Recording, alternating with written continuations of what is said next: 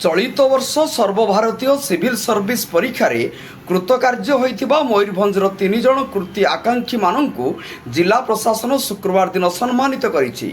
समान हेले 24तम रैंकर थिबा प्रज्ञा चंदनगिरी, 343 रैंकर थिबा विश्वजीत पंडा और 466 रैंकर थिबा सौरभ दास। जिलापाल श्री दत्तात्रय भाऊसाब सिंधे सम्मानित सभार अध्यक्षता करी समस्त कृति अधिकारी मानक सम्मानित करने सहित उज्जवल भविष्य कामना करथिले। एही सभार स्वागत भाषण अतिरिक्त जिलापाल श्री नेत्रानंद मल्लिक देई कहिथिले जे परिश्रम एवं कठिन अध्यवसायर परिणत होउछि कृति परीक्षार्थी एवं आम देश तथा राज्यर भविष्य।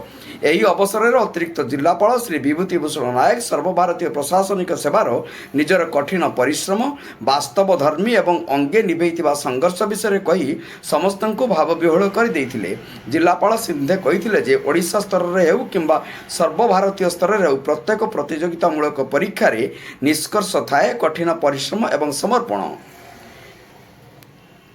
निज निज वक्तव्य श्री पंडा, श्री दास, श्री गिरी यही सफलतार श्रेय निज परिवार को देवा सहित कठिन परिश्रम और आहतिक इच्छा शक्ति कही। सूचना था कि 3 जन कृति परीक्षार्थी ओडिशा सिविल परीक्षा रे विगत वर्ष में कृतित्व पाइला परे निज निज चाकरी अवस्थापित होई मध्य कठिन परिश्रम करी आज भारतर सर्वबृहत सेवा करिबारे सुजोग पाइछंती।